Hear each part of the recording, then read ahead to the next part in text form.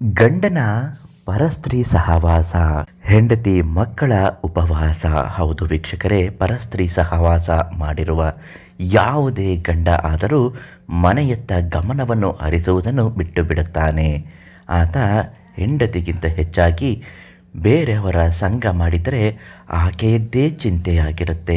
ಯಾವಾಗಲೂ ಆಕೆಯ ಜೊತೆಯಲ್ಲೇ ಮಾತಾಡುವುದು, ಆಕೆಯ ಜೊತೆಯಲ್ಲಿಯೇ ಇರುವುದು, ಇವೆಲ್ಲವೂ ಆಗುತ್ತಿದ್ದು ಮನೆಗೆ 1 ರೂಪಾಯಿ ಖರ್ಚು ಕೂಡ ಮಾಡದೆ ಕೇವಲ ಅವಳಿಗಾಗಿ, ಅವಳಿಂದ ಬರುವಂತಹ ದೈಹಿಕ ಸುಖಕ್ಕಾಗಿ ಅವಳ ದಾಸನಾಗಿ ಹೋಗಿರುತ್ತಾನೆ. ಈ ರೀತಿ ಇದ್ದಾಗ ಮನೆ ಹೇಗೆ ತಾನೇ ಉದ್ಧಾರ ಆಗುತ್ತೆ? ಗಂಡನ ಪರಸ್ತ್ರೀ ಸಹವಾಸ ಬಿಡಿಸಲು ಇವತ್ತಿನ ಒಂದು ತಂತ್ರವನ್ನು ತಿಳಿಸಿಕೊಡ್ತೀನಿ. ಅದಕ್ಕಿಂತ ಮೊದಲು ಅಮೃತಧಾರೆ ಫೇಸ್ಬುಕ್ ಪೇಜನ್ನು ನೀವಿನ್ನೂ ಫಾಲೋ ಮಾಡ್ತಿಲ್ಲ ಅಂದರೆ ಮೊದಲು ನಮ್ಮ ಪೇಜನ್ನು ಫಾಲೋ ಮಾಡಿ.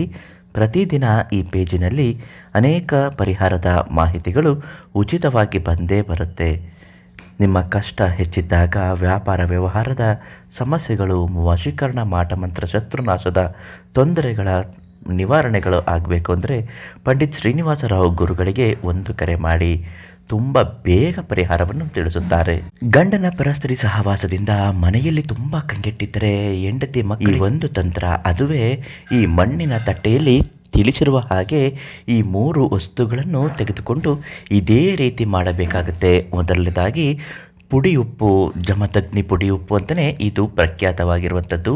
ಈ ಪುಡಿ ಉಪ್ಪನ್ನು ತೆಗೆದುಕೊಂಡು ಬಂದು ರಾತ್ರಿ ಗಂಡ ಮಲಗಿದ್ದಾಗ 9 ಬಾರಿ ಅವನ ತಲೆಯಿಂದ ಕಾಲಿನವರೆಗೂ ಇಳಿಯನ್ನು ತೆಗೆಯಬೇಕು. ತದನಂತರ ಮಣ್ಣಿನ ತಟ್ಟೆಯ ಮೇಲೆ ಅದನ್ನು ಇಟ್ಟುಕೊಳ್ಳಬೇಕು.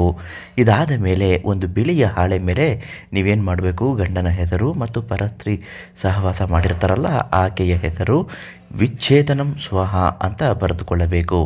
ಬರೆದಾದ ಮೇಲೆ ಯಾವ ತೊಂದರೆಯೂ ಆಗದೆ ನನ್ನ ಗಂಡ ಪರಸ್ತ್ರೀ ಸಹವಾಸವನ್ನು ಬಿಟ್ಟು ಬಿಡಲಿ, ಅಲ್ಲಿಗೆ ಋಣ ಮುಕ್ತಾಯವಾಗಲಿ ಅಂತ ಹೇಳುತ್ತಾ ಕರ್ಪೂರವನ್ನು ಸೇರಿಸಿ ಆ ಜಮದಗ್ನಿ ಉಪ್ಪನ್ನು ಸೇರಿಸಿ ಸುಟ್ಟು ಬಿಡಬೇಕು. ಈ ರೀತಿ ಮಣ್ಣಿನ ತಟ್ಟೆಯಲ್ಲಿ ಮಾಡಿದ ನಂತರ ನಿಮ್ಮ ಮನೆ ಏಳಿಗೆ ಅಭಿವೃದ್ಧಿ ಆಗುತ್ತೆ.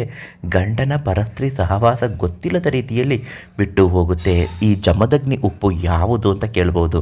ನೋಡೋದಕ್ಕೆ ಸಾಮಾನ್ಯ ಅಡಿಗೆಗೆ ಬಳಸುವ ಉಪ್ಪಿನ ಹಾಗೆ ಇರುತ್ತೆ. ಇದನ್ನು ನೀವು ಪಂಡಿತ್ ಶ್ರೀನಿವಾಸರಾವ್ ಗುರುಗಳಿಂದ ಕೇಳಿ ಪಡೆದುಕೊಳ್ಳಿ, ಖಂಡಿತವಾಗಿಯೂ ನೀಡ್ತಾರೆ, ಒಳ್ಳೆಯದಾಗತ್ತೆ.